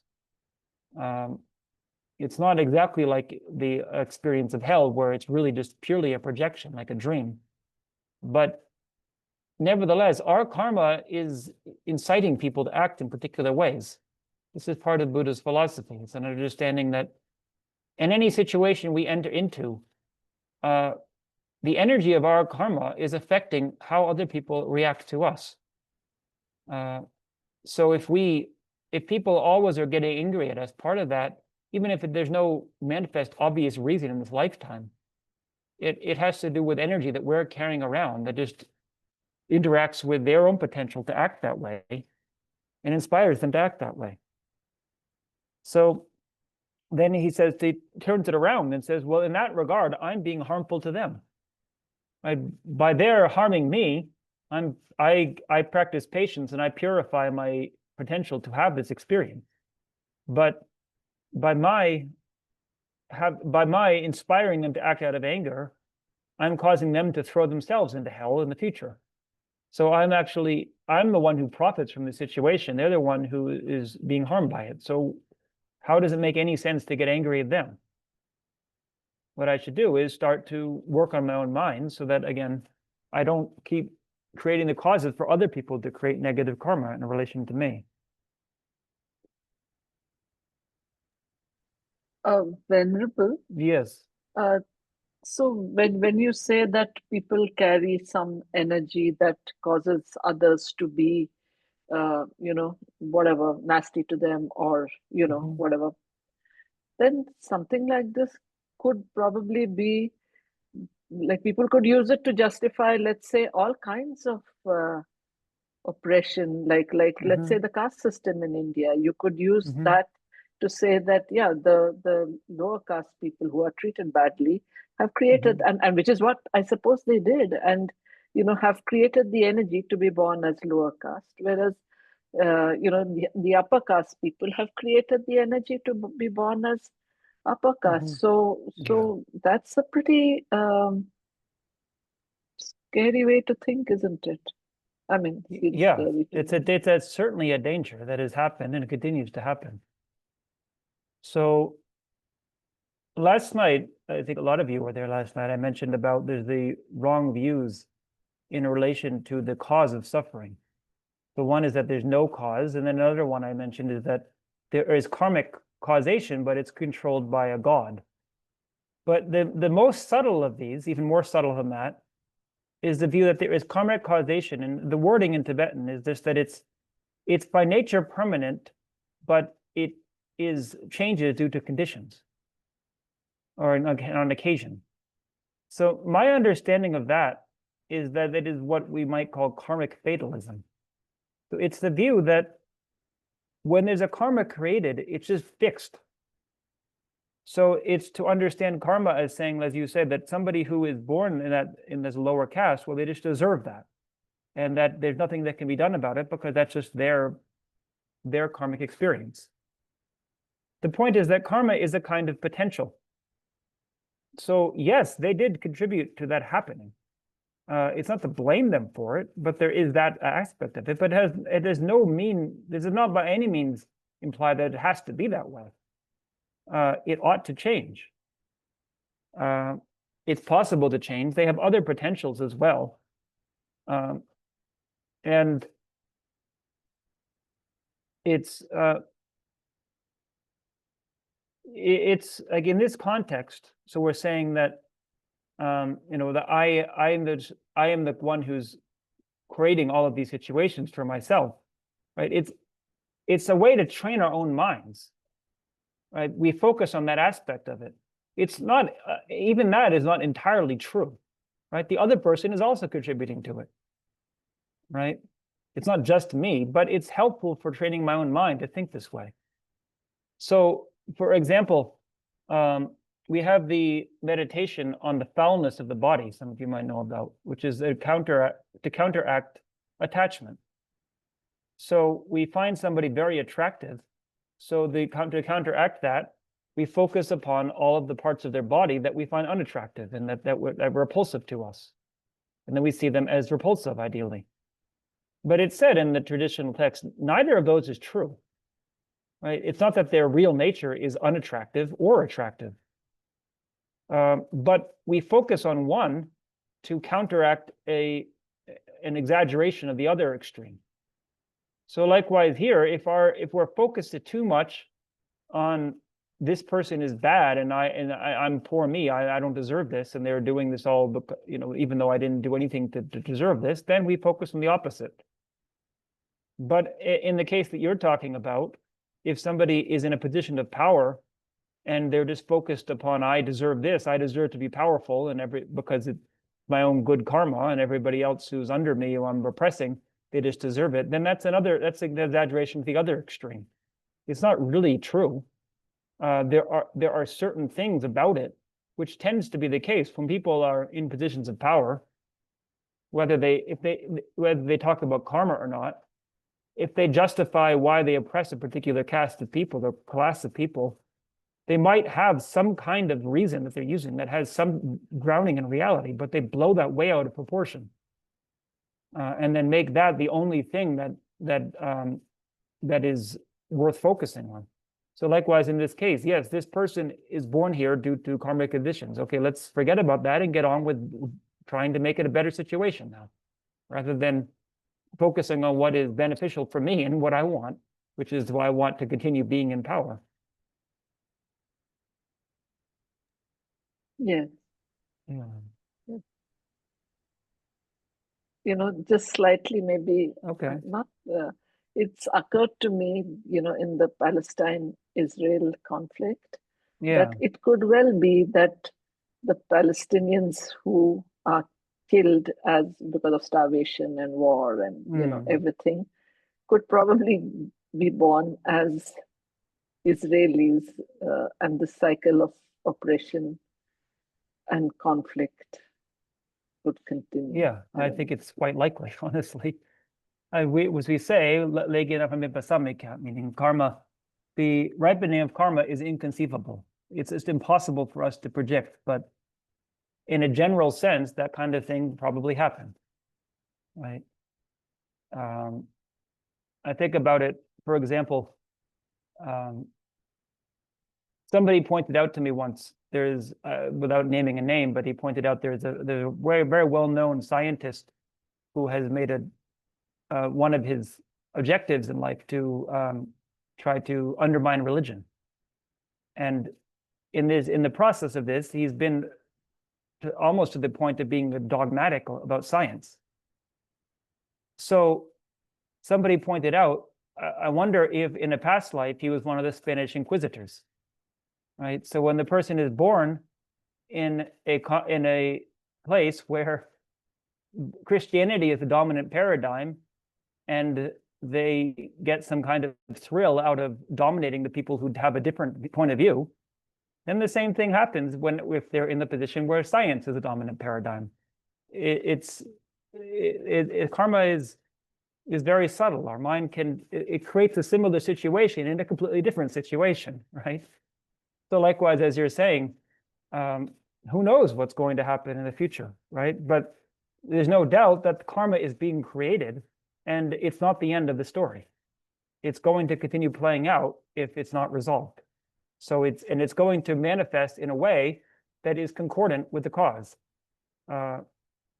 So we don't know. We don't know what's going to happen, but certainly the possibility that the people who were being oppressed are going to be the ones in power next time. Certainly that's the case. I mean, I can say, again, and not judgmentally, and personally, I've also come from a Jewish background. But I know the history of the Jewish people, and we look at cycles of being the oppressed, and then now here are cycles of being more in the position of power. So, and the Jewish people themselves have a kind of sense of that they don't have maybe the belief in reincarnation, although some do, but at least in the sense of collective karma, that it's very strong in the Jewish text of, we lost our country because we didn't manage it properly. So there's an understanding that what we do collectively as a people is going to reflect back on us, and that the experiences we're having now have something to do with something deeply rooted in the past.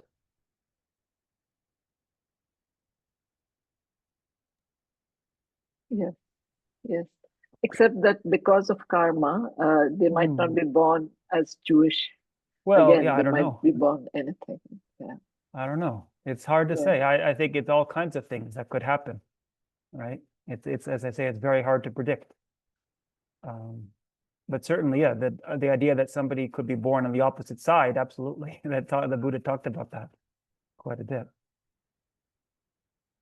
So I think the point in terms of how it's relevant to what we're talking about here is that we don't know, right? It's that we really don't know who we were in the past life unless we have clairvoyance. Even if we do, it's unless it's very strong, it might be very limited. But the point is, we can think that is a long process of causation that went about through many lifetimes to bring the situation now. And I only know a small piece of it. So to judge the entire situation based on the little bit that I know about is inappropriate. I really don't know, but what I can do is train my mind now. What's the best way I can respond to this situation in the present time, such that this is less likely to continue to happen. It's guaranteed that if it doesn't get resolved now, it's just going to play out again in this life or in a future life. But if I can pacify the situation now, it's less likely that it will continue that way. I have the opportunity to work with it now.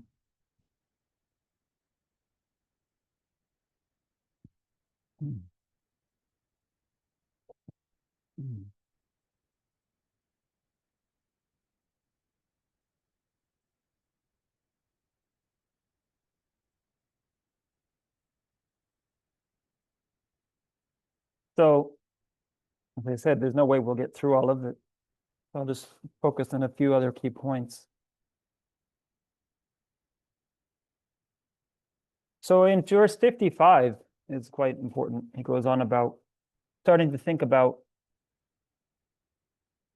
right, that if people are obstructing us, right, that we might tend to think it actually is worthwhile to get angry. Right, so we think, first of all, in 54, he talked about that if somebody doesn't like us, right, what does it do? It's not going to consume me, he says, in this or in the future life, so why get angry? But if we then say, well, not only do they not like me, but they're getting in the way of my gaining what I want, right? So we use the word nyepa in Tibetan, which just means requisites. We could think about status or anything else. But he points out, well, the things that I gain in this life will not come with me. I'm going to leave them behind.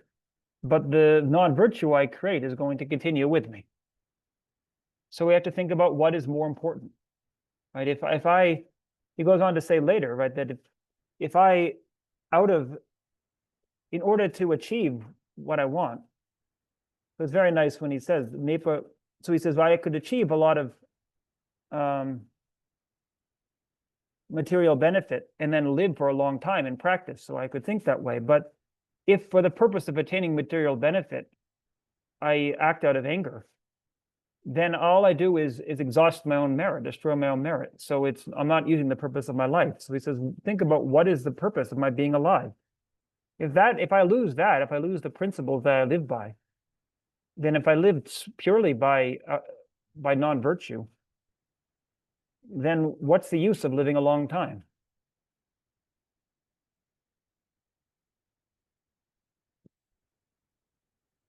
So this is a very common thing, right? If we're a Dharma practitioner, we get very attached to our practice, and somebody obstructed us from doing our practice. We might even justify it. Well, it's so bad, and my practice is so important.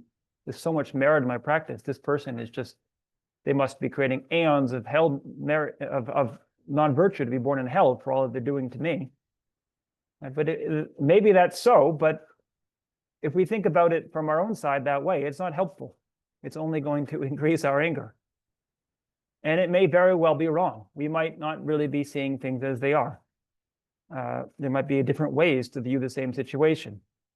As I said before, about merit being so hard to judge. It's really hard to know who's getting merit from a particular situation. And so we have to try to see it the other way. That this is my opportunity, right? This is my practice to be patient with this person right now, rather than to just stomp out this person and push them away and go and do my practice. That's a misunderstanding.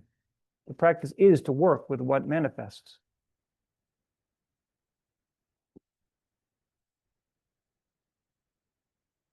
So it's almost 12 o'clock now. I think the thought was to go to 12:30. Usually we have a break when we're in person. What do we usually do online? Because I wonder if we take a break, it's a bit it's a bit late already. So what would we usually do? Hmm? Oh, I can't hear you.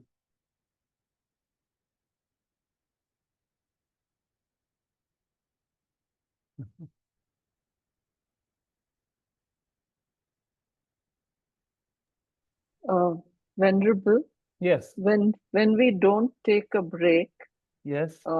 then we close at 12:15. I mean, that's what 12:15. Yeah. So maybe Venerable that makes more sense mentioned. at this point. We can just continue for a little bit more, and then close at 12:15. But I think at this point, as I said, we're only about halfway through the chapter.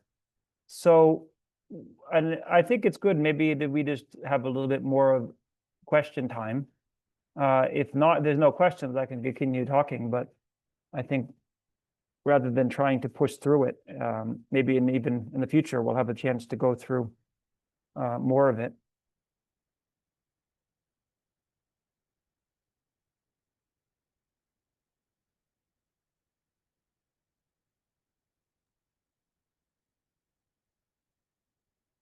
Venerable is the Yes. book that you picked up when you were 18 years old. Which book was that? I mean, which translation or which? I was talking about this Bodhisattva Charyavatara, but you're asking which translation? Yes. Is it Alan still Wallace's available? Alan Wallace's Oh, Alan translation. Wallace. Yeah. Okay. Yeah, I don't know if it's necessarily better or worse than the others. It's just what I've gotten used to because of what I had. Okay. There are But three. it's certainly a good translation. And There are three versions, right, Venerable? I think there's at Stephen least three, Batchelor probably more. Stephen is the one Batchelor. is the one we use at the Yeah, center. yeah. And then there's the Padmakara translation. Padmakara, yeah. And Yeah, I I think have there the might be a few Padmakara, others. Yeah. Shambhala So, classic, Padmakara translation. yeah. What is Stephen Batchelor's book called? The Bodhisattva Way of Life. It's at our center. That's the version we've Oh, been okay. using. Okay. Yeah. Yeah, I haven't really checked carefully to see which one is, if any of them is better than the other. The only question I think would be the wisdom chapter, which is probably harder. So I've never actually gone through it carefully to check. But I think for the most part, it's quite likely accurate, at least in the earlier chapters. Venerable, once Yeah. when I had a brief meeting with His Holiness, Yeah. Dharma and I were standing. Dharma is an old volunteer. Yeah, at the yeah, yeah, center. I He remember. looked at us and he said, that was how brief it was. He looked at us and he said, read Bodhisattva Charyavatara, chapter Okay. 6, chapter 9. Okay. Very nice. Yeah. So Yeah. have you done that? Yes. Okay, good. Chapter 6 is patience, so yeah, quite a Okay. bit. Yeah, I think I'm happy to talk about chapter 9 in the future. I did once in the online course about that, but It'll be very nice. Venerable, a yeah. lot of people are new to the center. They Yeah. once a year should just do the Bodhisattva Charyavatara. Yeah, it's a good idea, isn't it? So, Venerable, there's one Yeah.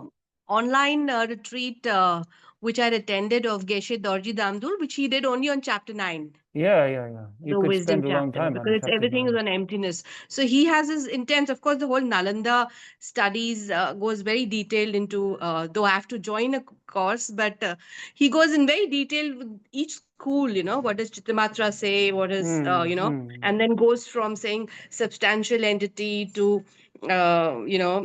inherent existences, truly existent, objective existence is what finally Prasangika says. So, actually it's available on YouTube if anyone wants to, any one of the rest of the friends want to do it.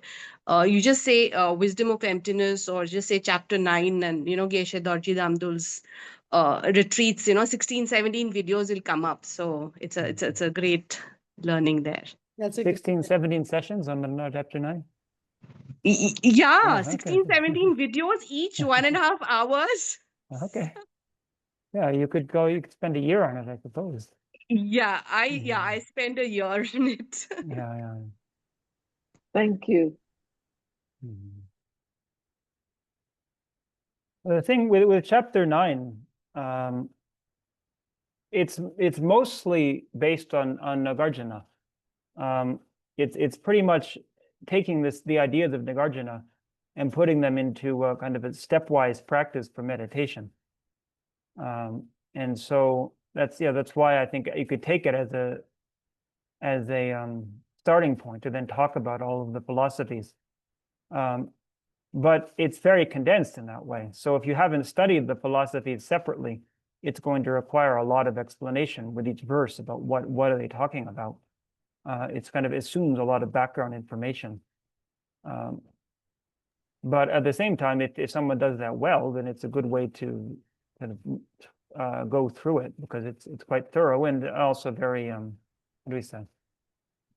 So Geshe Stepwise. Dorji Damdul actually has, each verse he will get into the background, saying, this verse is what the non-prasangika is saying, and then the next verse is the answer from the prasangika as a, counter to those. So he will actually spend sometimes even, 45 minutes on one verse. So that's why it's quite intense, that he gives the whole background of, what it's saying in the verses. It's quite, yeah. Yeah, it would be good actually if we could have debate about that chapter. We don't do much. When we study Madhyamaka in the monastery, we do go through a little bit of the verses. It's quoted in Tsongkhapa's text, but we don't have a separate module on it. So someday we can initiate a month So maybe month-long debate on you could chapter 9. start with the wisdom chapter. We can do only a lot of sessions only on the ninth chapter. Okay, let's see how things unfold. Okay. Thank you. Okay.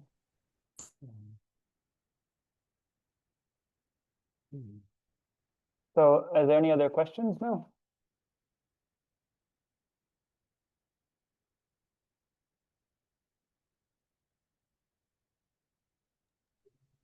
Could we do a meditation? Yes, if I we was have about to ask. 15? Oh, that's a good idea. Can Yeah. we please do a Yeah, meditation? I apologize. I think I sometimes neglect to insert that. So why don't we do a little meditation here? Thank you. So we talked about all of these different ways of managing with anger. So I think we could say, well, think about any of them. I give a few examples of some of the ones we talked about that I said are quite important. So first, thinking about the meditation on how anger is so harmful. That's at the beginning of the chapter, and the ways that it can disrupt our lives. So that's one.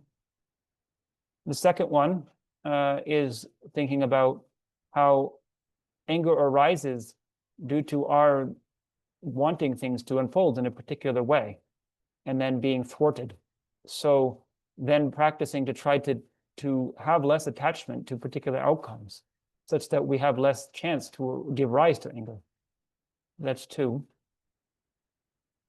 A third one is the section on talking about how the analogy to a hero, somebody who is just unfazed by minor cuts and bruises, thinking about the same way when we're trying to practice as Dharma practitioners, that if minor things befall us, not to let it disturb our minds.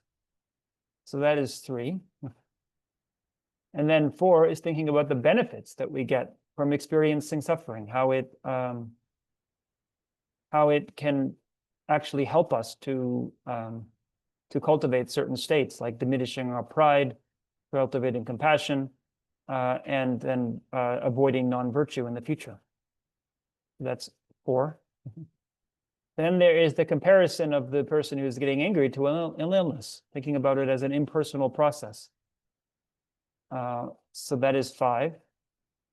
We did quite a lot, didn't we? And then 6, about the analogy of the stick, that we get angry at the one cog in a process, so that the person is being impelled by afflictions, and that we are also part of the process. So I think, yeah, I'll leave it at those because it's already too many.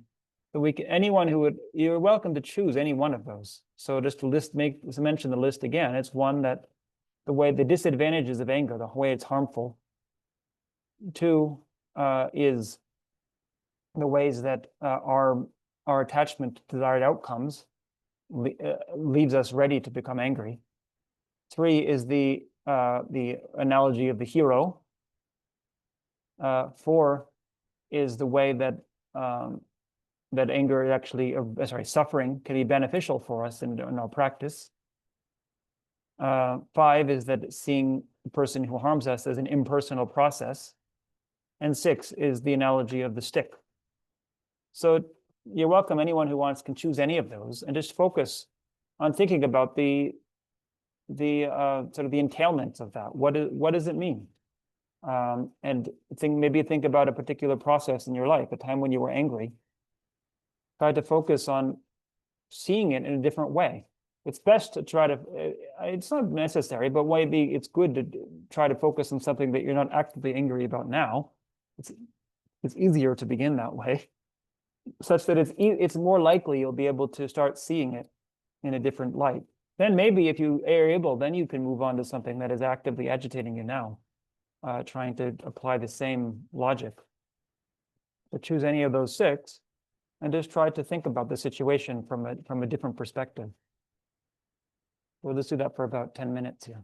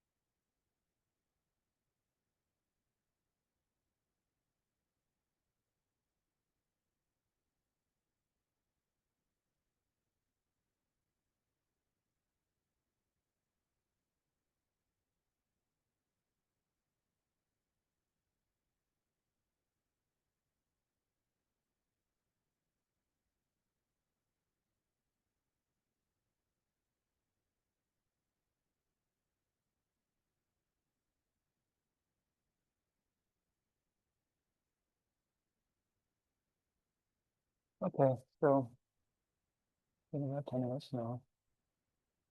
So we can, we usually do a dedication at the end. I don't know if we have particular prayers, but we can just dedicate whatever merit we have from the session for the benefit of all sentient beings and for our own continued development on the path. So we'll just do the first two prayers that we can do today. Due to the merits of these virtuous actions, may I quickly attain the state of a Guru Buddha and lead all living beings without exception into that enlightened state. May the supreme jewel of bodhicitta that has not arisen arise and grow, and may that which that has risen not diminish but increase more and more.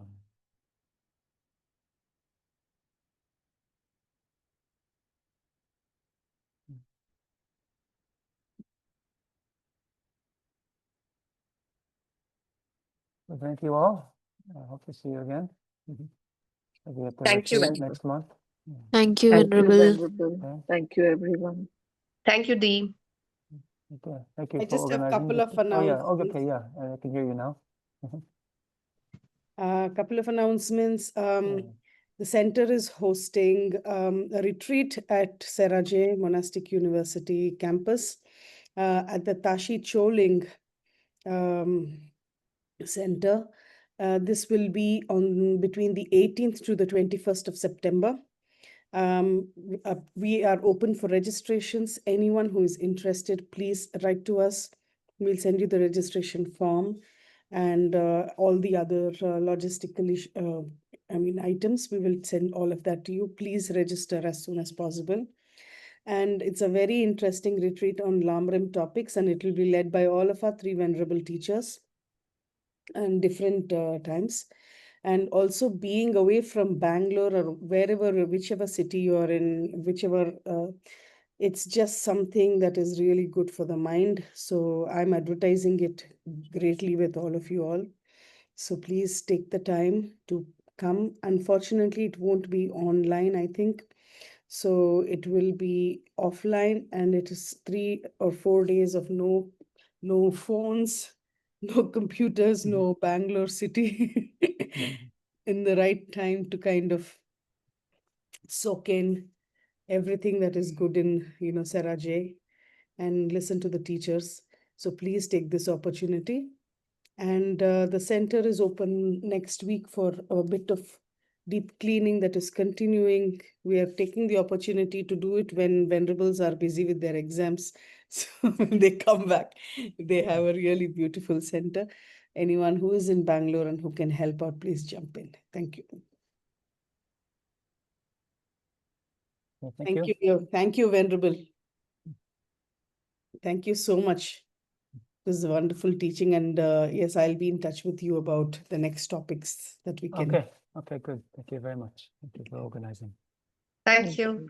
Thank you all. Have a good Sunday, everyone. You too. You Thanks. too. Bye. Bye. Bye. Oh, hello, people. Jai Chandar. Hello, hello. Oh, he left. Bye, Abhi.